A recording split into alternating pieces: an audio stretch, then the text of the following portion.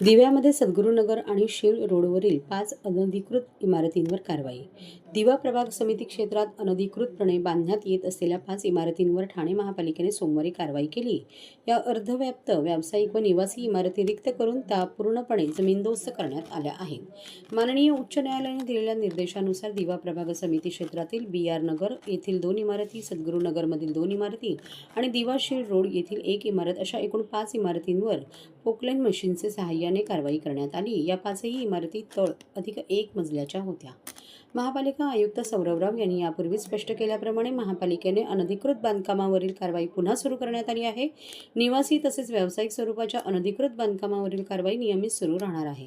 सोमवारी दिवा प्रभाग समिती क्षेत्रात झालेल्या कारवाईप्रसंगी उपायुक्त मनीष जोशी, उपायुक्त शंकर पाटोळे, उपायुक्त सचिन सांगळे, सहाय्यक आयुक्त शिवप्रसाद नागरगोजे, सहाय्यक आयुक्त गणेश चौधरी, सहाय्यक आयुक्त ललिता जाधव, सहाय्यक आयुक्त बाळू पिचड उपस्थित होते. अतिक्रमण विभाग आणि प्रभाग समिती येथील कर्मचाऱ्यांनी ही कारवाई केली.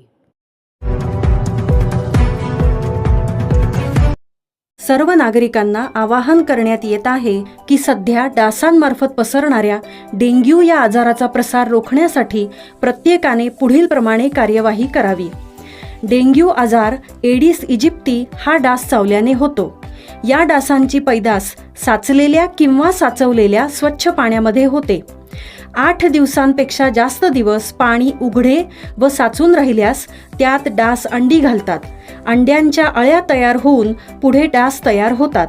यासाठी आपल्या घरातील पाणी साठे उदाहरणार्थ बॅरल्स, पिंपे, टाक्या, हौद, रांजणे इत्यादी दर आठवड्याला रिकामे करून घासून पुसून कोरडे करून पुन्हा भरावे. 1 दिवस कोरडा दिवस म्हणून पाळावा. पाणी साठ्यांना घट्ट झाकणे बसवावीत किंवा जुनी साडी, चादर, धोतर यांनी बांधून झाकून ठेवावीत, म्हणजे डास त्यात जाऊन अंडी घालणार नाहीत. घराच्या गच्चीवर, आजूबाजूला, अंगणात कोठेही पाणी साचू देऊ नये.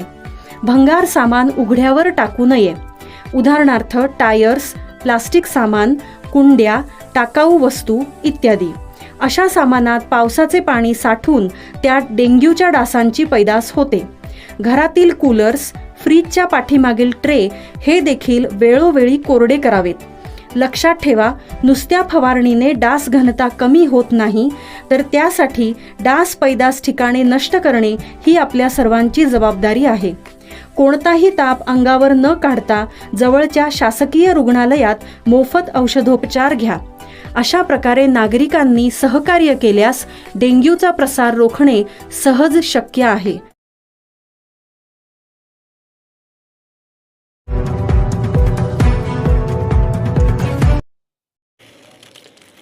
ठाणे महापालिका क्षेत्रात पाळीव प्राण्यांच्या 3 स्मशानभूमी महिनाभरात कार्यान्वित करण्याचे महापालिका आयुक्त सौरभराव यांचे निर्देश. राज्याचे उपमुख्यमंत्री एकनाथ शिंदे यांनी ठाणे महापालिका क्षेत्रात पाळीव प्राण्यांसाठी स्मशानभूमी तयार करण्याचे निर्देश दिले होते.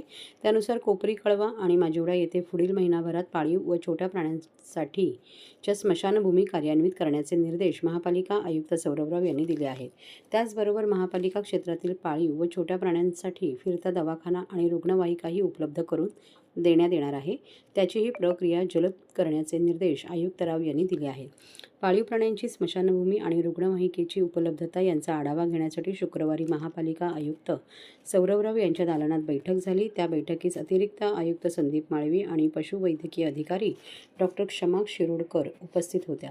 महापालिकेच्या सार्वजनिक बांधकाम विभागामार्फत कोपरी, कळवा, मनीषानगर आणि माजिवडा येथे मृत पाळीव प्राण्यांचे शास्त्रशुद्ध पद्धतीने दहन करण्यासाठी स्वतंत्र स्मशानभूमी उभारण्याचे काम सुरू आहे. यातील दाहिन्या CNGवर आधारित आहेत. या दाहिन्यांची चाचणी केल्यावर त्या कार्यान्वित होणार आहेत. या सर्व स्मशानभूमीचे बांधकाम, यंत्रणा आदी कामे तात्काळ पूर्ण करून कोणत्याही परिस्थितीत तिन्ही स्मशानभूमी महिनाभरात कार्यान्वित करण्यात यावी, असे आयुक्तराव यांनी स्पष्ट केले. पाळीव प्राण्यांच्या स्मशानभूमीबरोबरच महापालिका क्षेत्रातील पाळीव प्राण्यांसाठी फिरता दवाखाना तयार करण्यात येत आहे. TMTकडील वापरात नसलेल्या बसगाड्यांमध्ये आवश्यक बदल करून हा सुसज्ज फिरता दवाखाने सुरू होतील. त्यात प्रथमोपचार व पशुवैद्यक तसेच प्रशिक्षित मनुष्यबळ उपलब्ध असेल. त्याचबरोबर पाळीव प्राण्यांसाठी सुसज्ज रुग्णवाहिकाही तयार करण्यात येत आहे. त्याची निविदा प्रक्रिया तातडीने करण्याचे निर्देश आयुक्तराव यांनी दिले आहेत. ठाणे महापालिका क्षेत्रात सुमारे 15,000 पाळीव प्राणी आहेत. त्यात कुत्रे आणि मांजरी यांची संख्या सर्वाधिक आहे. या स्मशानभूमीसाठी प्रत्येकी सुमारे 1.5 ते 2 कोटी रुपये खर्च अपेक्षित आहे. त्यासाठीचा निधी 15व्या वित्त आयोगाच्या तरतुदीतून तसेच राज्याच्या नगरविकास विभागाकडून उपलब्ध झाला आहे.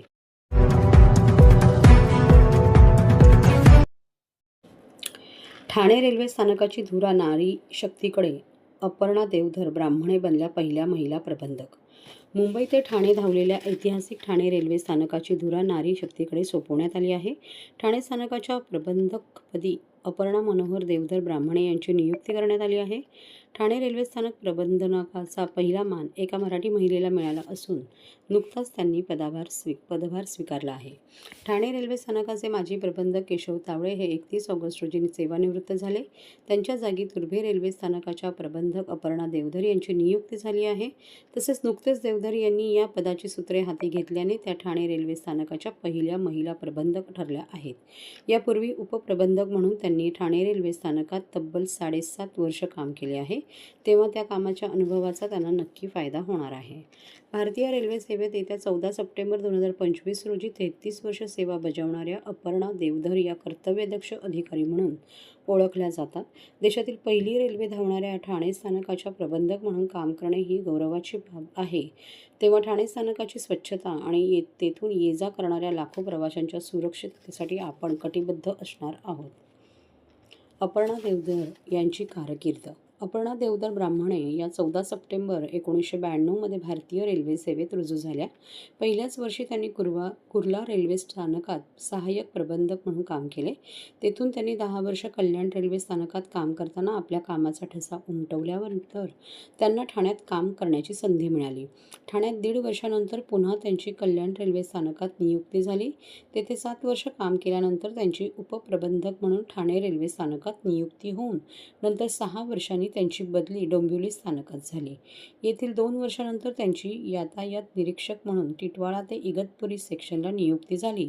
तेथून 5 महिन्यानंतर त्यांची नियुक्ती तुर्भे रेल्वे स्थानक प्रबंधकपदी झाली.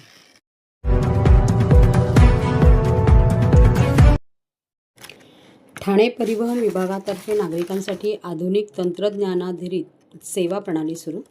ठाणे प्रादेशिक परिवहन अधिकारी श्रीमती हेमांगिनी पाटील यांच्या नेतृत्वाखाली नागरिक व वाहनधारकांना पारदर्शक तंत्रज्ञानाधारित आणि त्वरित सेवा मिळाव्यात या उद्देशाने ठाणे परिवहन विभागामार्फत ठाणे क्षेत्रासाठी विविध सेवा प्रणाली विकसित करण्यात आलेल्या आहेत.